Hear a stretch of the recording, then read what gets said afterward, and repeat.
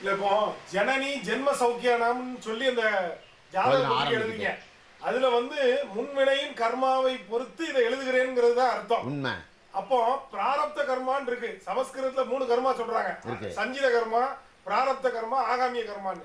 இந்த பிராரப்த கர்மாங்கிறது 3 வயசுல இருந்து இன்னைக்கு வரைக்கும் நாம செய்யக்கூடிய செயல்.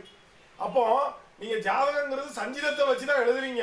ஆனா அந்த 3 வயசுல இருந்து நான் இன்னைக்கு பண்ணது எனக்கு அந்த சஞ்சிதத்தை உடைக்க உதவுமா உதவாத?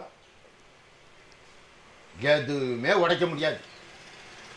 எல்லாத்தையும் அனுபவிச்சே தீரணும். இல்ல உடைக்கலான்னு சிவவாக்கியார்னு ஒரு சித்தர் ஒரு பாட்டு பாடுறாரு. ஆடு நாடு தேடினும் ஆதி சேனை தேடினும் கோடி வாசி தேடினும் குறுக்கே வந்து நிற்குமோ ஓடி இட்ட பிச்சையும் உகந்து செய்த தர்மமும் சாடி விட்ட குதிரை போல தர்மம் வந்து நிற்குமே அப்படிங்கிறார். வருஷத்துக்கு ஒரு பாட்டு எழுதி 3000 வருஷம் வாழ்ந்தவர் தான் சிவவாக்கியார். திருமூலர். அவராலேயே அதை ஜெயிக்க முடியல. அப்ப நம்ம சாதாரண மனித பெரியால ஜெயிக்க முடியுமா? ஜெயிப்பதுங்கிறது என்னது? நம்ம கொஞ்சம் அதிக நாள் வாழ்ந்திருக்கோம் அப்படிங்கிறது. அந்த அதிக நாள் வாழ வாழ வாழ வாழ பிரச்சனையை தான் ஒரு மனுஷன் அதிக நாள் சந்திக்கானே தவிர அவன் சந்தோஷம் சந்திக்கானா சந்தோஷம் நாளாக நாளாக குறைவு. ஒரு மனிதனுடைய ஆயுள் 120 வருஷம் அப்படிங்கிறது இருக்குது. ஆனால் 120 வருஷங்கிறது ஒருத்தன் வாழ்ந்திருப்பானே, ஆனால் அவன் கண்டிப்பாக 80 வயசுக்கு அப்புறம் மிச்சம் இருக்கிற 40 வருஷமும் பிரத்தியாருக்கு சுமையாக தான் இருந்திருப்பானே தவிர இவனால் இவன் வேலையை கூட செஞ்சிருக்க முடியாது. அப்போ இவனுக்கு பிறந்த பிள்ளைகளுக்கும் இவனுக்கு கல்யாணம் கழிச்சு வந்த மனைவிக்கு அவன் பாரமாக தான் இருந்திருக்கான். அப்போ அந்த அல்பாயில்னு சொல்கிறது பொய். அல்பாயிலில் போகிறவன் யோகம் செஞ்சவன் தான் அல்பாயிலில் போகிறான்.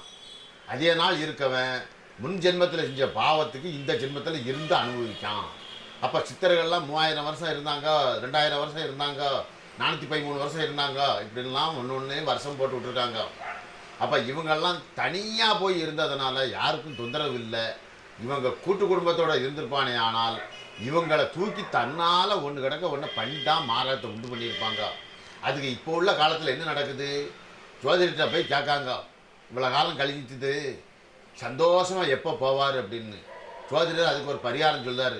கடலெண்ணெயை தேய்ச்சி குளிப்பாட்டி செவ்வெண்ணெயை வெட்டி கூட சந்தோஷமாக போயிடுவார் அப்படின்னு மரணத்துக்கு வழி சொல்லக்கூடிய அளவில் ஜோதிடர்கள் இப்போ நடந்துக்கிட்டு இருக்காங்க. இதுதான் உண்மை. மேலும் தகவல்களுக்கு சப்ஸ்கிரைப் செய்யுங்கள் பொன்னமெக்ஸ் டிவி. வணக்கம்.